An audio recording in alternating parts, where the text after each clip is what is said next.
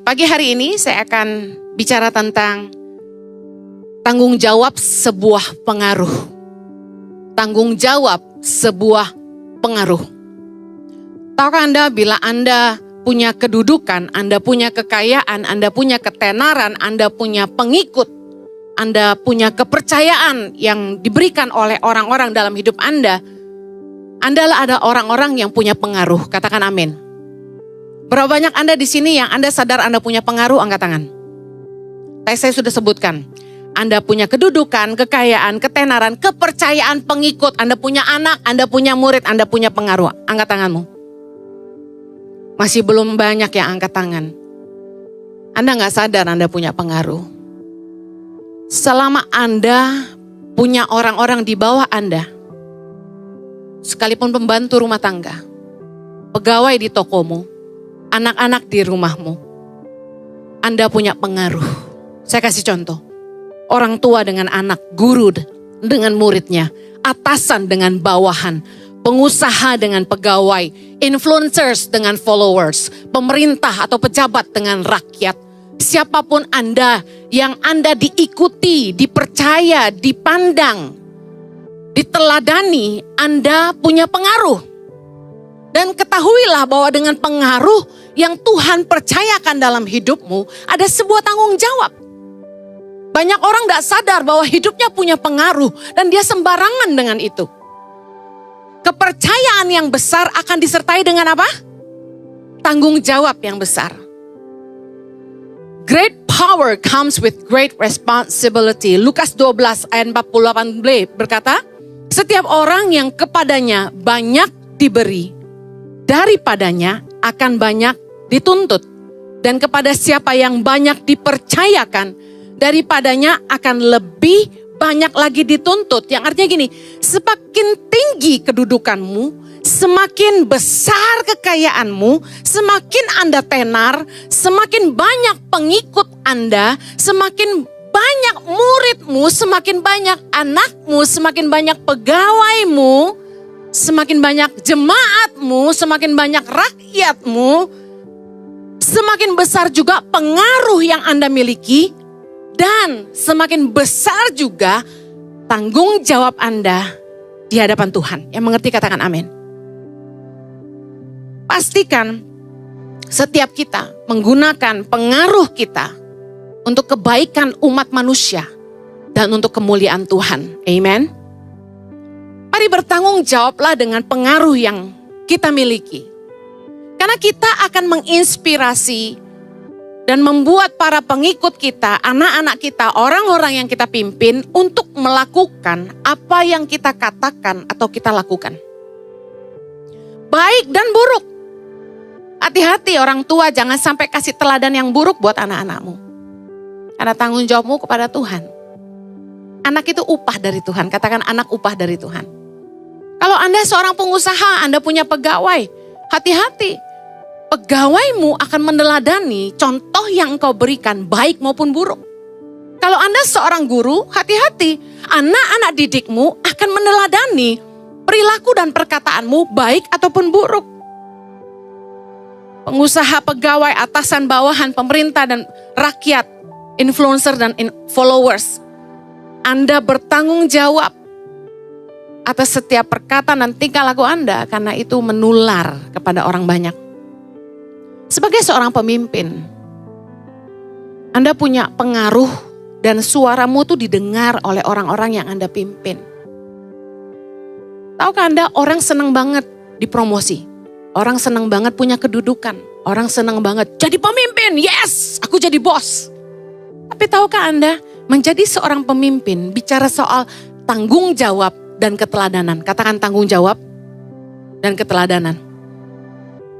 Sebagai seorang pemimpin, Anda itu bertanggung jawab atas jiwa orang-orang yang Anda pimpin. Lihat Ibrani 13 ayat 17.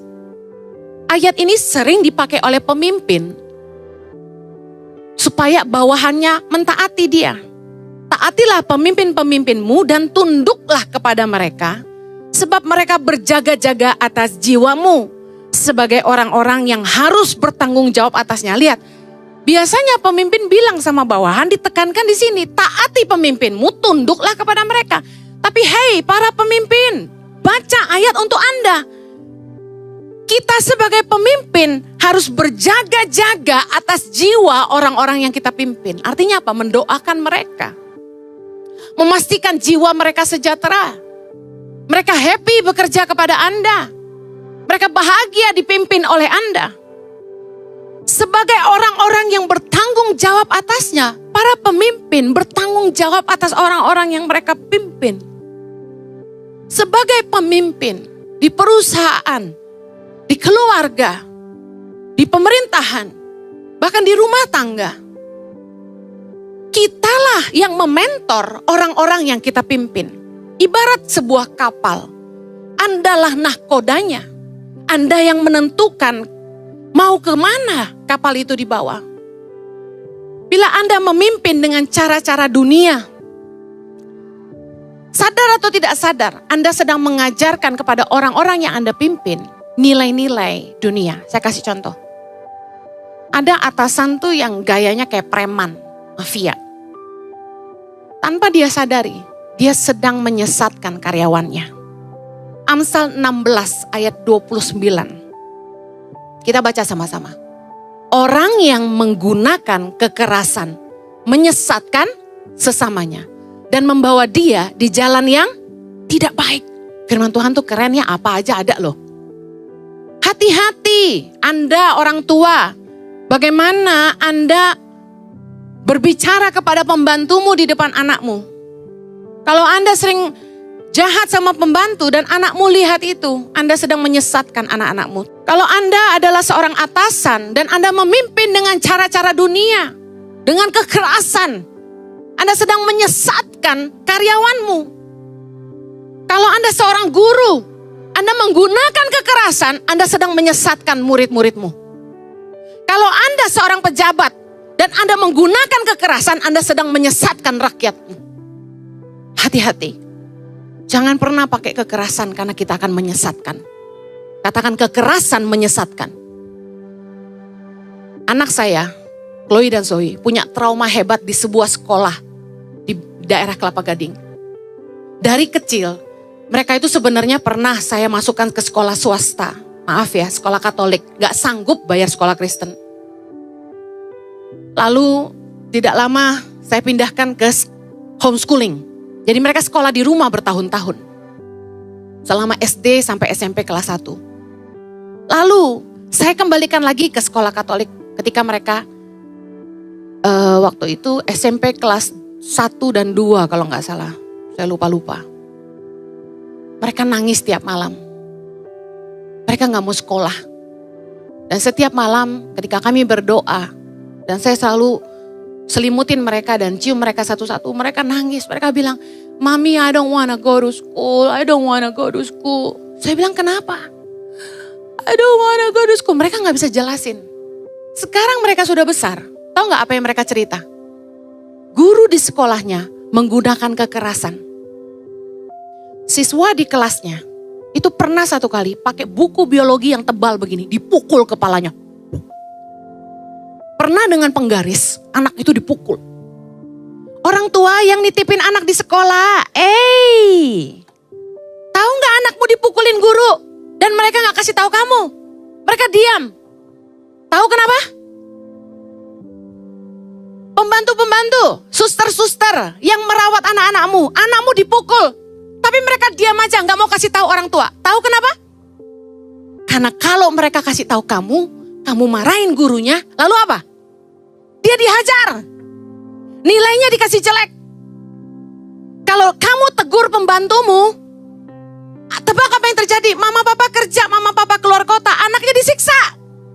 Anak saya kasih tahu saya, kalau saya lapor mama akan marahin mbak.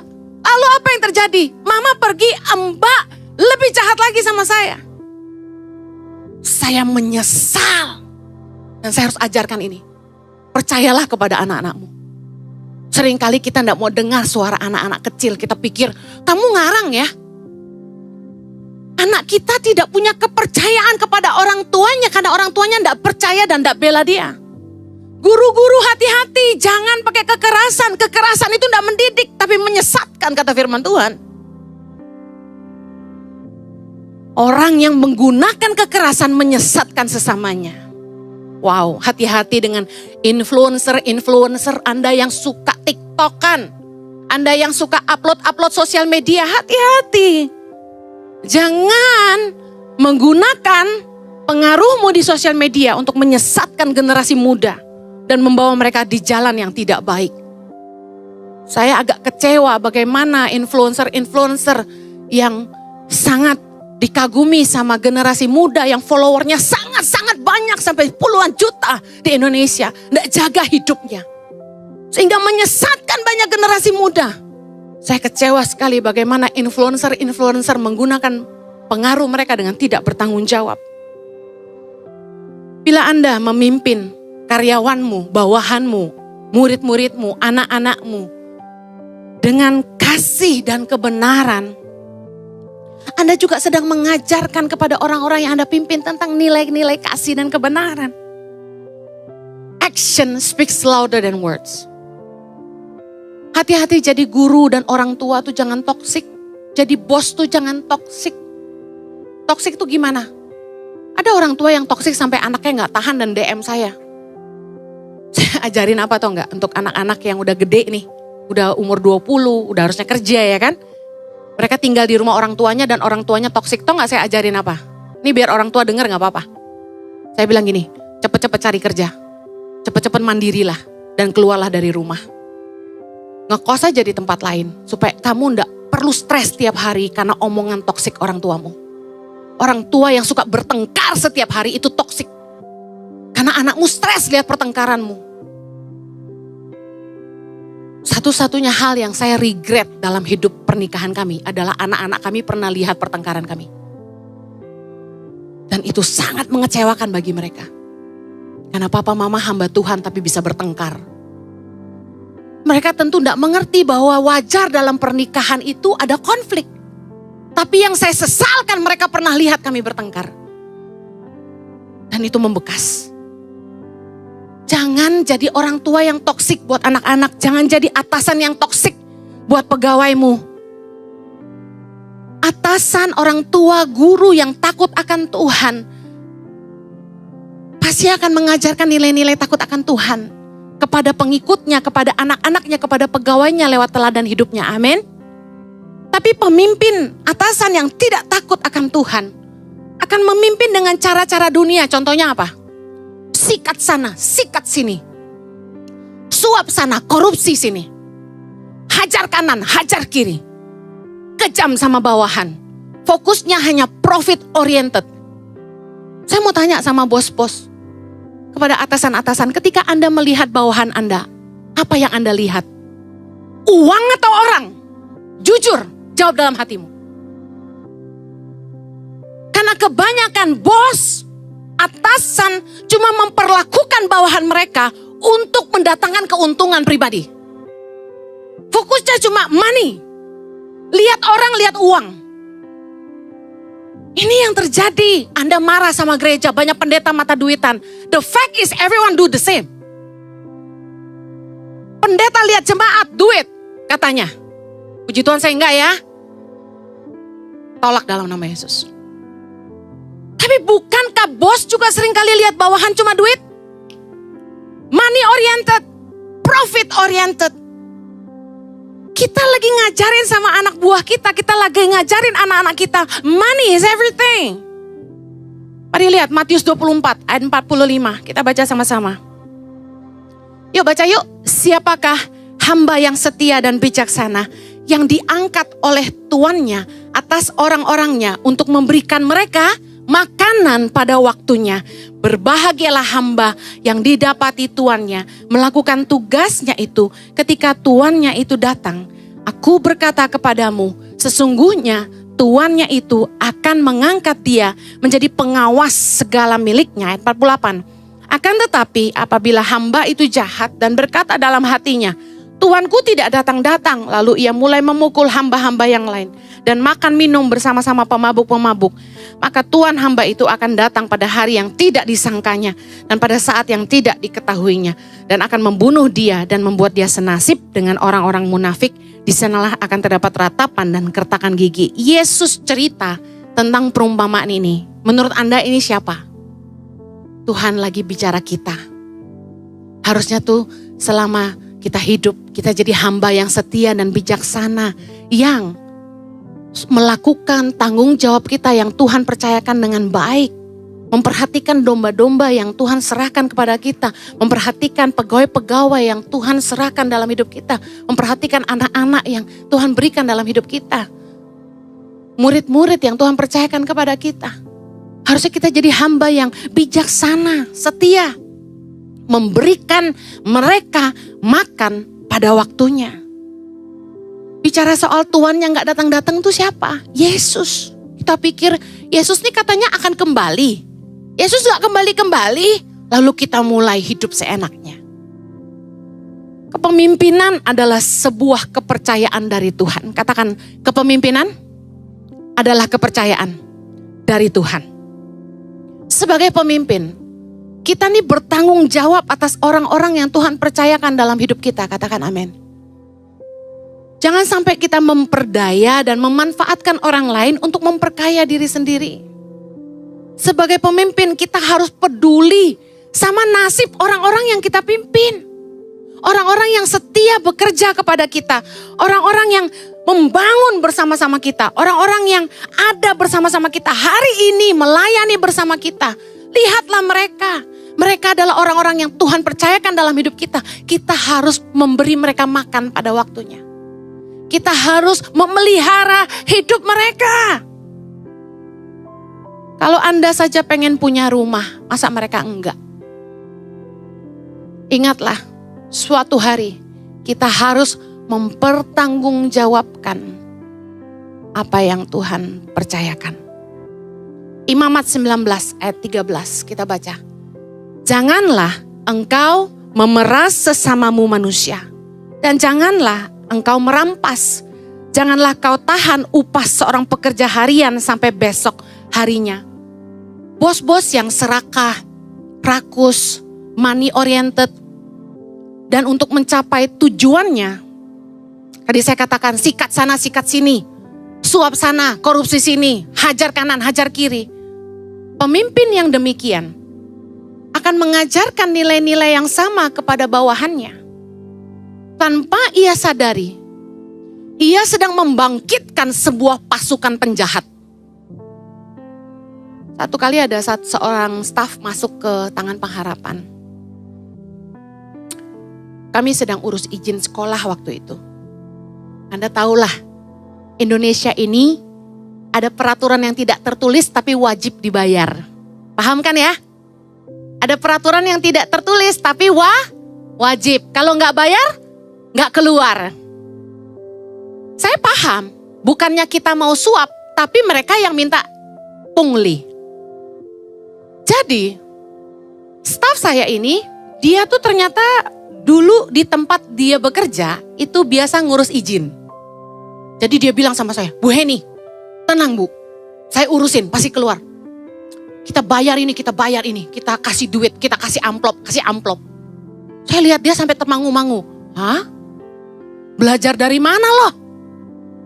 Ternyata di yayasan tempat dia bekerja dulu, biasa seperti itu. Suap sana, suap sini. Sikat sana, sikat sini, udah biasa.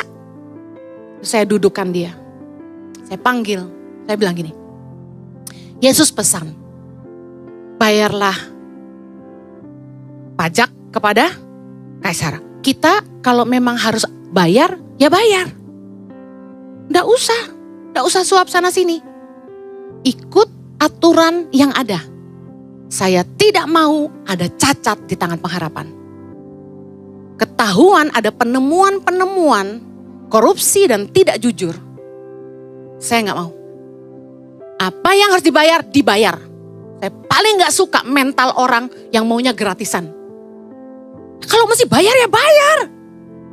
Demi nggak bayar, Anda juga kasih amplop kanan kiri, sama aja kan? Mendingan yang sah-sah aja gitu loh. Izin harus dibayar ya bayar. Anda mau nego silakan nego. Dia diem. Lah bosnya beda, dia bilang gitu. Karena saya tidak mau melahirkan sebuah pasukan penjahat. Orang yang memelihara serigala suatu hari akan diterkam juga. Anda pelihara pegawai yang demi mencapai tujuanmu. Wey, dia berani melakukan apa saja demi Anda. Dia berani lakukan apa aja. Dia menghalalkan segala cara untuk mendapatkan yang Anda inginkan. Anda bangga. Pegawai gue paling setia, berani mati buat gue. Wey, dia akan lakukan segala cara. Asalkan gue dapat yang gue mau. Wah, bangga Anda kan? Hati-hati. Anda pelihara serigala, suatu hari Anda akan diterkam juga. Amsal 28 ayat 10. Keren firman Tuhan. Mari baca firman Tuhan. Siapa yang menyesatkan orang jujur ke jalan yang jahat akan jatuh ke dalam lubangnya sendiri. Tetapi orang-orang yang tak bercela akan mewarisi kebahagiaan. Anda mau bahagia? Lihat, jangan ngajarin karyawanmu yang jujur untuk jadi serigala. Lama-lama dia akan gali lubang buat Anda. Berhati-hati menggunakan powermu untuk membangkitkan sekelompok penjahat dalam hidupmu. Jangan menggunakan pengaruhmu untuk menyesatkan orang lain. Yesus berkata dalam Matius 24 ayat yang keempat, pesan kepada kita. Waspadalah supaya jangan ada orang yang menyesatkan kamu. Anda jangan mau disesatkan. Kalau ada yang ngajarin Anda cara-cara yang salah, jangan mau ikut. Kalau saya milih, saya keluar dari perusahaan itu. Kalau saya punya atasan yang toksik seperti itu, saya milih keluar. Daripada saya harus menodai hidup saya di hadapan Tuhan. Matius 18 ayat yang ke-7. Baca sama-sama yuk. Celakalah dunia dengan segala penyesatannya. Memang penyesatan harus ada. Tetapi celakalah orang yang mengadakannya. Yesus berkata, penyesatan memang harus ada. Tapi celakalah orang yang mengadakannya. Memang orang sesat banyak, tapi yang penting bukan kita. Nah, setuju katakan amin. Hati-hati, saya ingatkan sekali lagi, kalau Anda seorang pemerintahan, duduk di pemerintahan, Anda seorang pejabat, jangan menyesatkan rakyat. Kalau Anda orang tua, jangan menyesatkan anakmu. Kalau Anda guru, jangan menyesatkan muridmu. Kalau Anda pengusaha, jangan menyesatkan pegawaimu. Kalau Anda seorang atasan, jangan menyesatkan bawahanmu. Influencer, jangan menyesatkan followersmu. Hati-hati dengan apa yang Anda katakan dan Anda upload di sosial media. Zaman sekarang hoaks banyak, fitnahan banyak. Rakyat Indonesia terkenal, mudah terpengaruh sama hoaks.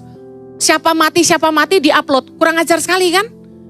Saya kasih tahu ya, apabila Anda mengajak followers Anda untuk mengikuti gaya hidup yang tidak baik, Anda sedang menyesatkan dan merusak hidup mereka, khususnya anak-anak muda. Pastikan sekali lagi kita jangan menyalahgunakan kepercayaan yang Tuhan berikan.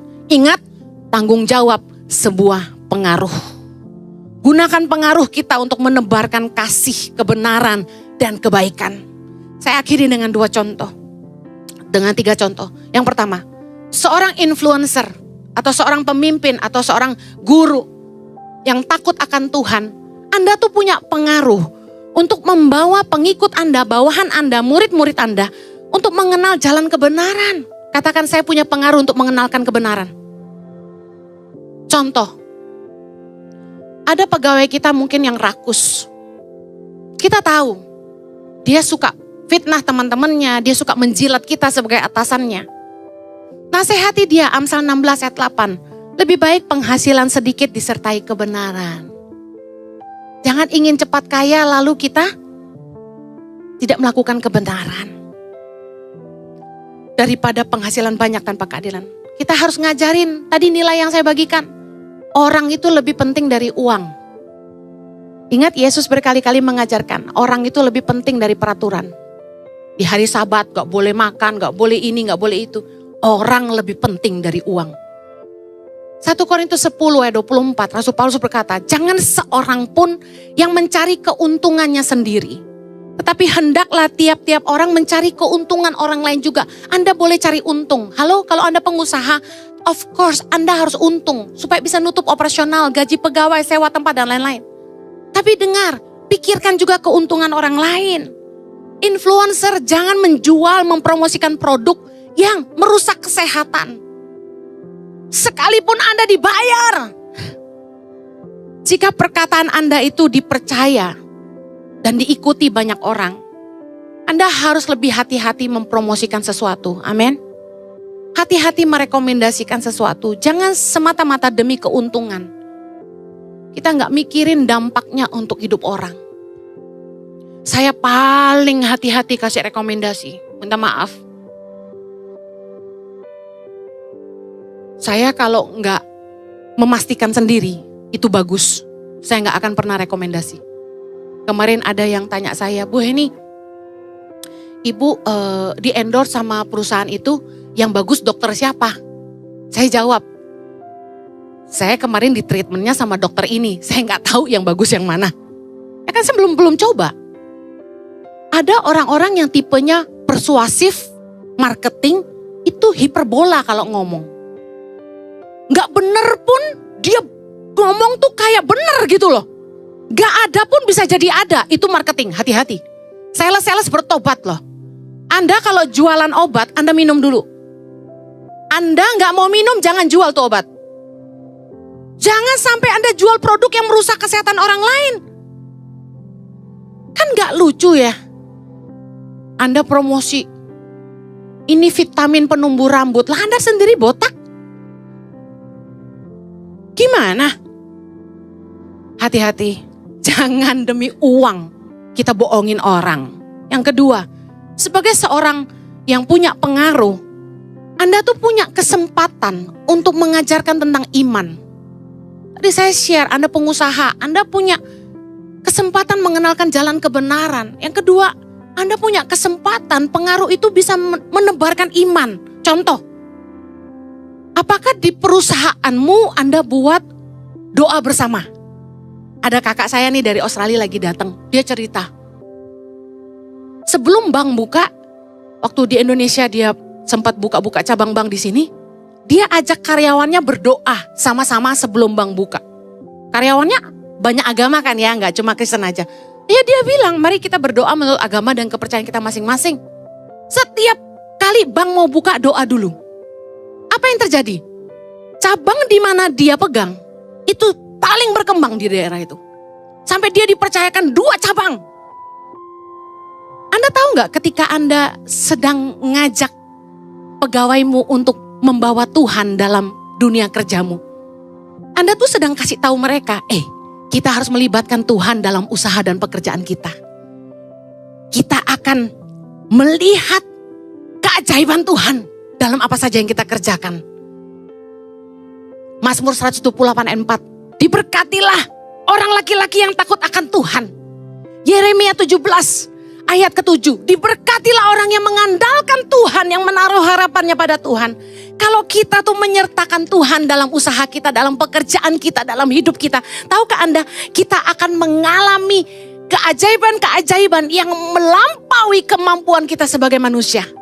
Kalau dengan kerja keras dan kecerdasan kita bisa mencapai di titik ini. Bersama dengan Tuhan kita bisa mencapai titik yang jauh lebih jauh. Amen. Bayangkan, Anda lihat hidup saya dan Pak Jojo. Apalah kami ini, bisa menolong berapa banyak lah kami ini. Tapi bersama dengan Tuhan tidak ada yang mustahil bagi dia. 7.500 anak di 100 titik di seluruh Indonesia. Lebih dari 10.000 anak Indonesia yang bisa kita bantu. Bayangkan, dari mana? Karena menyertakan Tuhan dalam setiap jalan-jalan kita. Amin. Yang terakhir, sebagai orang yang punya pengaruh, Anda tuh bisa menginspirasi orang lain untuk berbuat kebaikan. Membangkitkan semangat yang positif, bukan semangat untuk bikin huru-hara. Bukan untuk bikin kekacauan, tetapi membangun persatuan. Mari bawalah karya-karya yang pengaruhnya itu baik. Supaya Tuhan itu dipermuliakan dalam hidup kita. Jangan jadi orang tua atau guru atau pemimpin yang toksik, yang mengeluarkan kata-kata yang tidak baik, yang tidak membangun, yang menjatuhkan orang lain, yang merusak nama baik orang. Kalau Anda seorang IT, jangan bikin produk-produk apps yang menjerat masyarakat. Siapa sih tuh yang bikin apps pinjol? Sekarang banyak orang bunuh diri gara-gara terjerat pinjol loh. Gimana cara delete-nya itu? Delete semua. Ayo, jemaat ICI dimanapun Anda berada, hapus apps pinjol dari handphonemu. Tidak apa-apa mereka marah sama saya. Tapi sudah terlalu banyak jemaat yang DM saya di IG. Minta bantuan karena terjerat hutang pinjol. Puluhan juta, ratusan juta. Bahkan sudah berapa yang saya dengar bunuh diri di luar sana.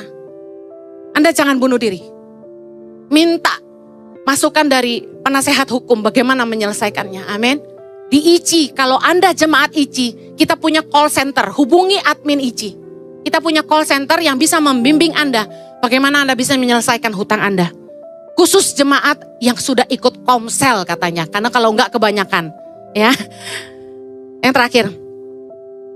Yuk pakai pengaruh kita untuk kebaikan umat manusia dan untuk kemuliaan Tuhan. Ingat, kepercayaan yang besar dari Tuhan disertai dengan tanggung jawab yang besar. Semakin Anda kaya, jangan hahaha.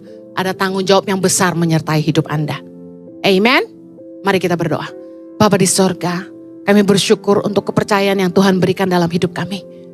Terima kasih. Kami berdoa agar kami jadi orang-orang yang bertanggung jawab atas jiwa-jiwa, atas orang-orang yang Tuhan percayakan dalam hidup kami. Mampukan kami untuk jadi teladan dalam iman.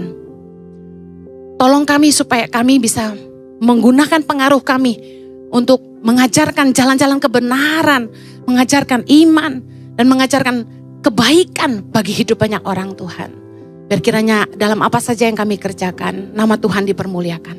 Di dalam nama Yesus, yang diberkati Tuhan sama-sama kita katakan, Amen. Have a blessed Sunday, take care.